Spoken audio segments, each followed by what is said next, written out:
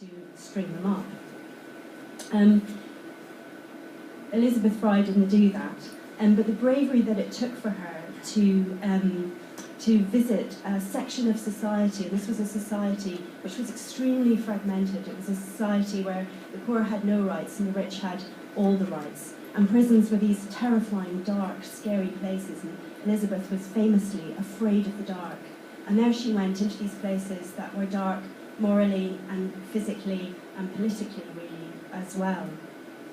I often write, and I'm drawn to write about women who travelled in this era, because she was late Georgian, early Victorian, and I was so happy to get someone in that era because it's an era I know really well. And I am drawn to them because these women have adventures because they have travelled. Elizabeth Fry had her adventures at home. Her family called her Betsy, and I think there is a real contrast there between her Mrs. Fry persona, her prison reforming persona, and the voice in those letters that I sat and read for hours and hours on end, who's this charming, family-orientated, wonderful, wonderful woman. I often find when I'm writing characters that I have met already through their own words, that I do so in memoriam. So that's what I called the piece. I called it In Memoriam. And this is how it goes. Constraint is a cause more difficult than freedom.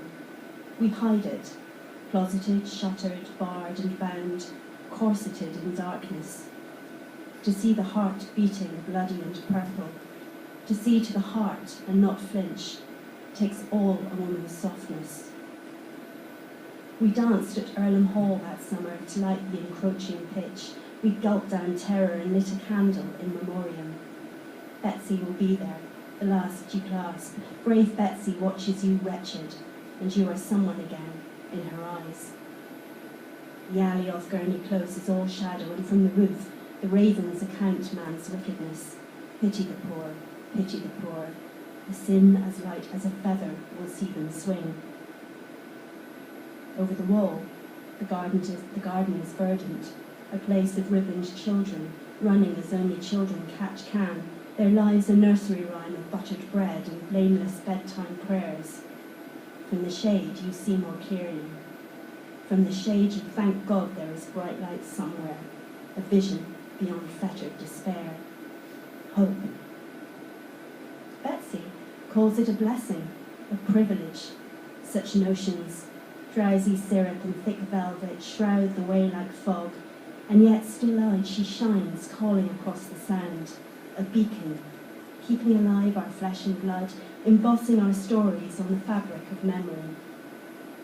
In a pauper's cell, the woman cries. Quivering, she wipes her tears with a rough hand, a line left by a ragged nail on the cushion of her cheek. Destitute at 18, and she has 4 children, 4 little birds, fluttering, fragile, too young to realise the sentence that's been passed. What will become of them? What will become? Died of a fever, died of the cold, died of the hunger. None will die old. Steady watchers, our Betsy's reverberate the echo of lost souls, the dying pulse of filthy perdition, our failings. Despite justice, some are ever hopeless, voiceless, lost. Betsy calls them. Pity the poor, pity the poor. A privilege, such notions. Dragging a full 200 years of history on her back, she hauls shameful shadows into the light, else in one wishful blink are all our lessons gone.